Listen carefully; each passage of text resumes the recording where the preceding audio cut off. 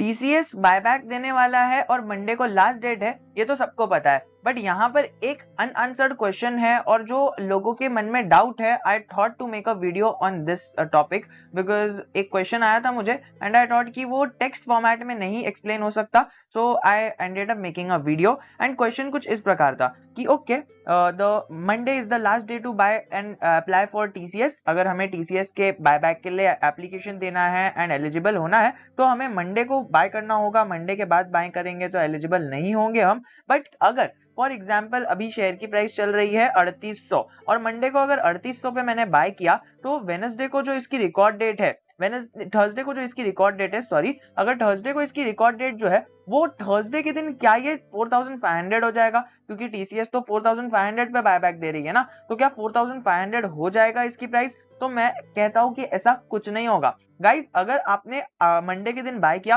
3800 rupees per bye किया, जो भी मंडे के दिन प्राइस चल रही होगी, तो आप एलिजिबल हो जाओगे। In the sense you will get an authority. यहाँ पर क्या होगा, आपका नाम है ना बुक्स के अंदर लिखा दिया जाएगा, और जब वो बुक्स के अंदर नाम लिख दिया जाएगा तो क्या होगा, ये रिकॉर्ड डेट हो जाने के बाद थोड़े टाइम के बाद ये एक आध 2 महीने के बाद है ना एक विंडो खोलती है टीसीएस, और जो भी कंपनीज बायबैक लाती है तो आपका जो नाम रजिस्टर्ड है ना यहाँ पर शेयर के अंदर, तो वो शेयर के अंदर नाम तो आपका रजिस्टर्ड हो गया अगर आपने मंडे को बाय किया, लेकिन ट्यूसडे को बाय किया तो आपका नाम रजिस्टर नहीं होगा कंपनी की बुक्स में। मंडे को बाय किया तभी ही रजिस्टर होगा। अब बात कर लेते हैं हम यहाँ पर प्राइस की। सो गाइस, अगर आपने 3800 पर बाय किया, नो मैटर मार्केट ऊपर जाता है या नीचे जाता है, आपके शेयर 50% चांसेस है कि आपके जो शेयर्स है वो सब्सक्राइब हो जाए, बायबैक के लिए एलिजिबल हो जाए। मतलब अगर आपने 100 शेयर नहीं, 100 शेयर तो नहीं, 10 शेयर बाय किया है तो उसमें से 5 की तो प्रोबेबिलिटी है ही कि 5 शेयर तो आपके रिटेल कैटेगरी में अगर आप आ रहे हो तो डेफिनेटली हो जाएंगे। यानी retail category in the sense अगर आपने 2 लाख रुपए से कम का इन्वेस्टमेंट किया है तो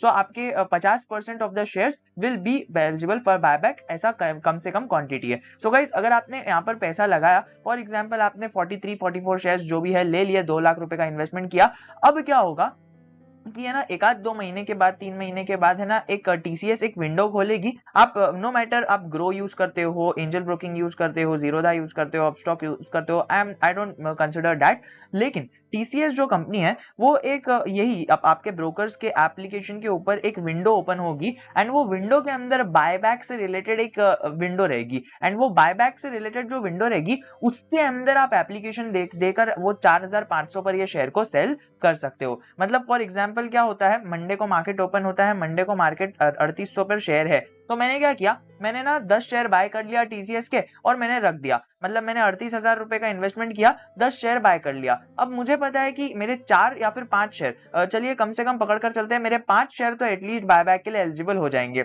अब क्या होगा, एक आध महीने के बाद जब टीसीएस ने अपनी विंडो खोली और विंडो के अंदर बायबैक का लिखा है इन्होंने, तो बायबैक के लिए मैं अप्लाई करूंगा। अब मैं अप्लाई करूंगा तो मैं क्या करूंगा, मैं 5 शेयर का एप्लीकेशन दूंगा, बिकॉज आई नो कि भाई मैंने 10 शेयर डाला था, उसके अंदर से 5 शेयर है। अब मैंने एप्लीकेशन दिया, अब एप्लीकेशन प्रोसेस्ड हो जाने के बाद जब ये कंपनी देखेगी कि yes he is registered in my books, then they will just sell off your shares. मतलब जो बाकी 5 शेयर्स आपने डाले थे, जो एलिजिबिलिटी है, मतलब आपने 10 बाय किया था तो उसमें से जो 5 शेयर है वो आपकी एलिजिबिलिटी है। अब वो एलिजिबिलिटी वाले शेयर्स जो जब टीसीएस देखेगी तो वो 5 वाले शेयर, वो 5 शेयर्स आपके बिक जाएंगे ऑटोमेटिकली और आपके अकाउंट में 4500 रुपए प्रति शेयर के हिसाब से अमाउंट क्रेडिट कर दिया जाएगा। सो दैट डजंट मीन कि मार्केट में 4500 का भाव आ जाएगा, नो और ये जो 5 शेयर्स आपके पास से चले गए और आपको पैसा मिल गया ना, ये पैसा किसने दिया, कंपनी के प्रमोटर्स ने दिया। अब कंपनी ने आपको दिया पैसा और ये शेयर्स कंपनी के पास आ जाएगा, तो सबका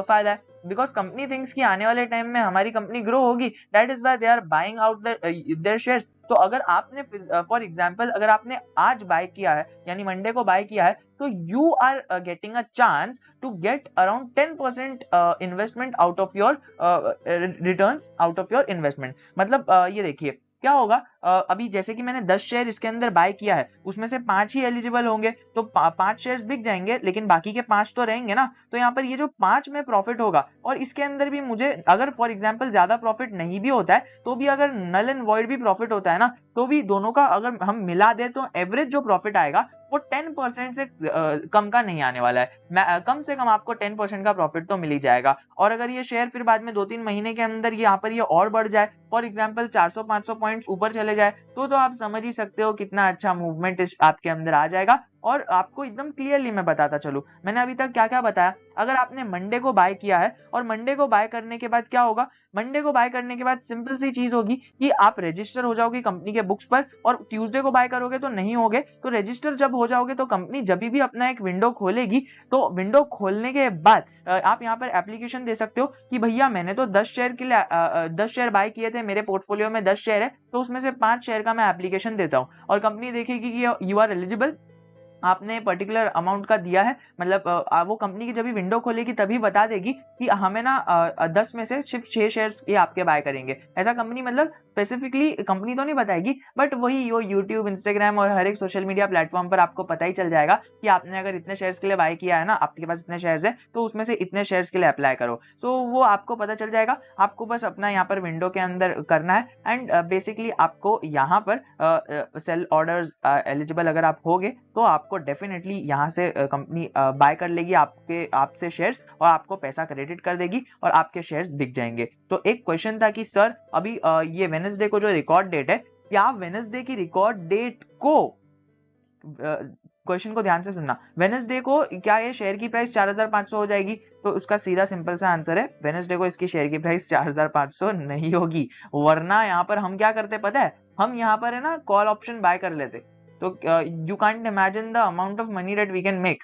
लाइक ऐसा अगर होता कि अभी ये देखिए टीसीएस की शेयर की प्राइस 3800 है, और यहाँ पर अगर फॉर एग्जांपल थर्सडे को यानी एक्सपायरी को इसकी शेयर की प्राइस 4500 होने वाली है, तो हम यहाँ पर मंडे को ही बाय कर लेते। वीकली एक्सपायरी में आपको पता है ऑप्शन कॉल का कितना ज्यादा प्रॉफिट आ जाता। नो, एंड मैं आपकी मजाक नहीं उड़ा रहा, मैं आपको एकदम चीजों के बारे में बता रहा हूँ। और आपको एक और एक चीज बता रहा हूँ कि जो भी जितना भी होता है, I try to reply on text, but अगर टेक्स्ट के अंदर कुछ प्रॉब्लम आ जाती है, बेसिकली अगर ऐसा कुछ डिटेल इनसाइट वाला कंटेंट रहता है, so I end up making a YouTube video. And basically हमने पोर्टफोलियो रिव्यू के ऊपर तो एक वीडियो बना दिया है, हमने रिसेंटली एक पोर्टफोलियो रिव्यू किया है, तो वो वाला वीडियो आप यहाँ पर आई बटन पर क्लिक कर देख सकते हो, वरना एंड स्क्रीन पर तो दिख ही जाएगा। और अगर आपको स्टॉक मार्केट के बारे में कुछ भी नहीं पता है और still you are passionate about stock market, then do contact us. We will enroll you in our training program, which will lead you from stock market basics to advance. We have a community of 500 people in our telegram, and वहां पर आप relevancy हमारी check कर ही सकते हो। जय हिंद, जय भारत। और ये वाला वीडियो देख लीजिए, पोर्टफोलियो रिव्यू के ऊपर आपको काम आएगा।